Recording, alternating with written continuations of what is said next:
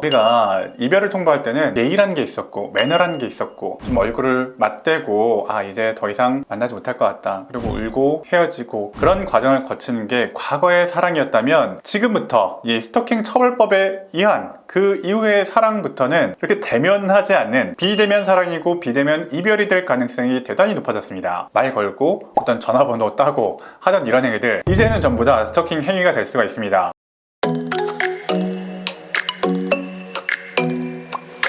네, 안녕하세요. 실전 법률을 알려드리는 현변이고요. 자, 오늘은요 이런 이야기를 가져왔는데요, 헤어지자는 말에 남친 집에 무단 침입한 여자라는 글이 있어서 가져와 봤어요. 자, 글의 내용은요, 남친 집에 쳐들어가는 게 잘못이야? 라고 묻고 있습니다. 남친 집에 쳐들어가는 게 잘못이네요. 일방적으로 헤어지자고 했을 때 라고 합니다. 원래 사귀던 사이이긴 했지만 사실은 남자친구가 아니라 전 남자친구라고 표현하는 게 정확하겠죠. 이제는 헤어진 연인이 되어버린 그 전 남자친구에게 이별 통보를 받고 나서 더 이상 너랑 교제하지 못하겠어 라는 통보를 받았음에도 불구하고 남자친구의 집에 찾아갔다는 거예요. 이렇게 일방적으로 헤어지자고 했을 때 걔 집으로 쳐들어가는 건 여자 입장에서 당연한 거 아닌가? 라고 묻고 있습니다.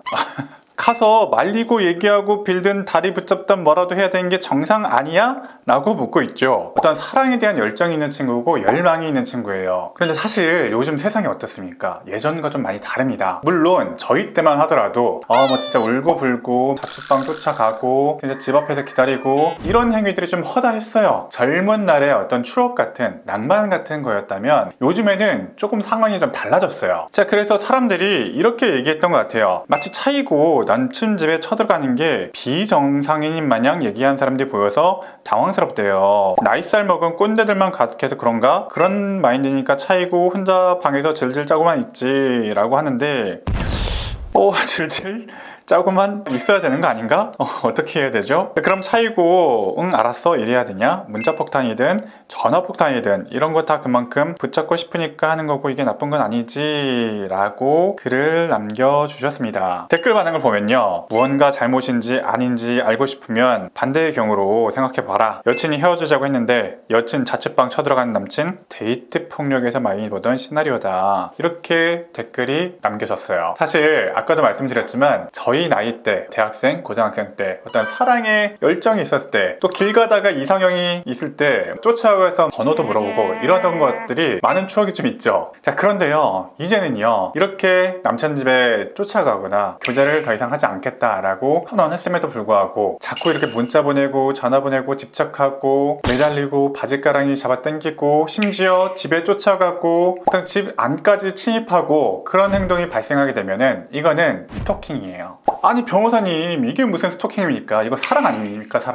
사랑과 스토킹이가 한 끗 차이 있는 거 맞습니다. 맞는데 엄연히 상대편이 이제 더 이상 찾아오지 마라, 너와 연락하기 싫다, 연락하지 마라 라고 했는데도 불구하고 계속해서 쫓아오고 찾아오고 연락하고 심지어 뭐 직장이나 학교에까지 연락하는 건요, 이거는 명백한 스토킹 행위예요. 2021년도에 법이 제정이 되었죠. 스토킹 범죄 처벌 등에 관한 법률, 정말 여러분들이 2021년도 이후로부터는 머릿속에 꼭 담아두고 계셔야 되는 법이 이 스토킹 처벌법이라고 말씀드린 적이 있어요. 그만큼 우리 생활을 많이 바꿔놓을 것이고 여러분들이 많이 활용할 수도 있고 또는 또 많이 활용당할 수도 있는 그런 법이기 때문이에요. 앞으로 이 스토킹 처벌법 때문에 사랑의 양상도 많이 바뀔 것이라고 생각을 좀 하는데요, 우리가 이별을 통보할 때는 예의라는 게 있었고 매너라는 게 있었고 좀 얼굴을 맞대고 이제 더 이상 만나지 못할 것 같다, 그리고 울고 헤어지고 그런 과정을 거치는 게 과거의 사랑이었다면, 지금부터 이 스토킹 처벌법에 의한 그 이후의 사랑부터는 그렇게 대면하지 않는 비대면 사랑이고 비대면 이별이 될 가능성이 대단히 높아졌습니다. 저는 이 스토킹 처벌법을 굉장히 좀 좋아하고 잘 제정이 되었다라고 보는 편인데, 이 법이 어떤 완벽한가? 잘 만들어진 법인가? 짜임새가 있는 법인가? 라고 하면 사실은 그렇지 않다고 보는 면도 좀 있고, 아직까지 연구해야 될 구석들이 좀 많은 법이라고 생각해요. 이 법이 좀 잘못 활용이 되게 되면은 이렇게 우리가 사랑과 이별에 있어서도 잘못 이용될 수가 있고, 자칫 잘못하면 이별과 함께 구속되거나 기소가 되게 되는, 사랑 한번 잘못했다고 범법자 만드는 법이 되어버리면 되면 안 되잖아요. 그러니까 여러분들이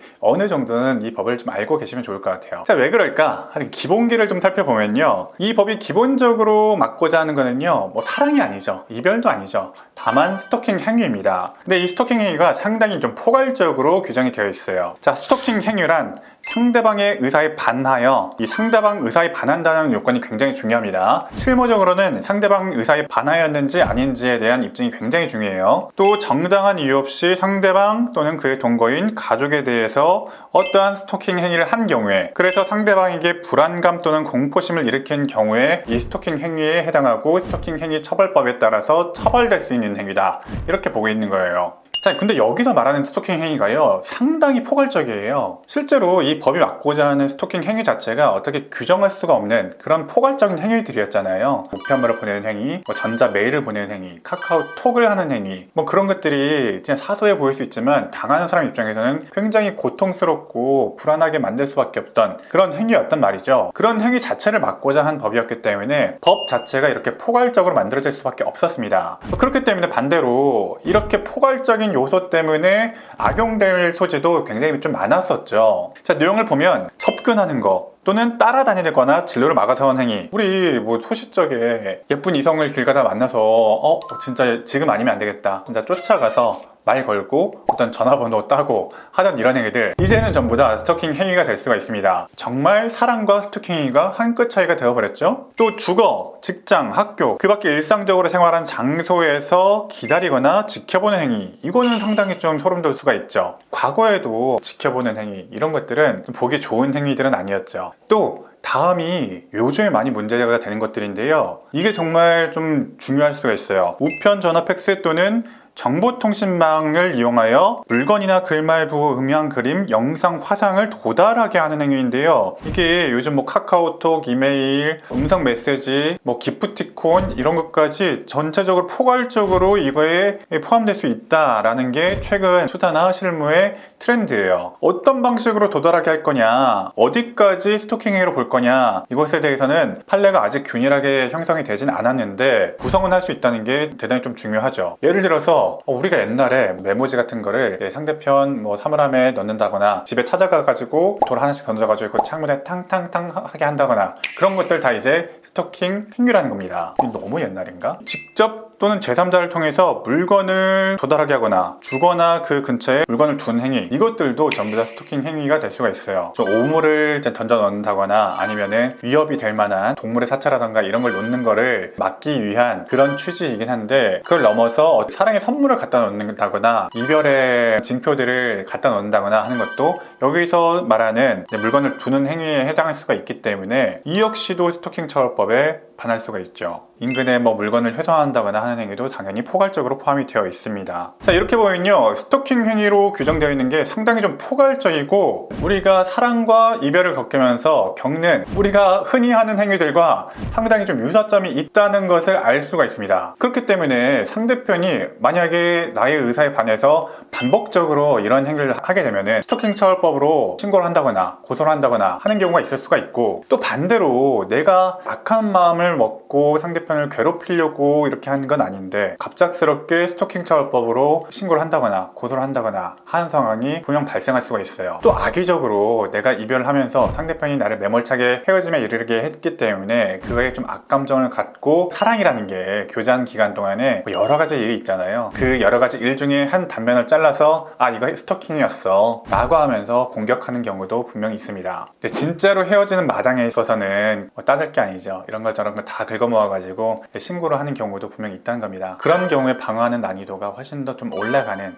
그런 사례가 좀 되는 거죠. 이런 경우에 여러분들이 염두에 두셔야 될 거는요, 스토킹 행위 자체는 굉장히 포괄적으로 구성이 되어 있지만 실제로 수사가 이루어지고 스토킹 처벌법으로 처벌받기 위해서는 내 의사에 반해서 저 사람이 연락했다라는 의사에 반한다는 요건이 굉장히 중요하고, 또 정당한 사유가 없었고 또 지속적이고 반복적인 부분이 있었다, 좀 적극적으로 입증이 좀 돼야 됩니다. 그래서 여러분들이 이런 사건들을 할 때는 스토킹 행위 자체의 입증만이 아니라 지속성, 반복성이나 의사에 반한다, 반하지 않았다 라는 것에 대해서 어떻게 입증할 것인가, 그것에 좀 핵심을 두고 이렇게 준비하시면 좋을 것 같아요. 전 여러분이 좋은 사랑의 추억을 남기시길 바라고 전과를 남기지 않으시기를 진심으로 기원하겠습니다.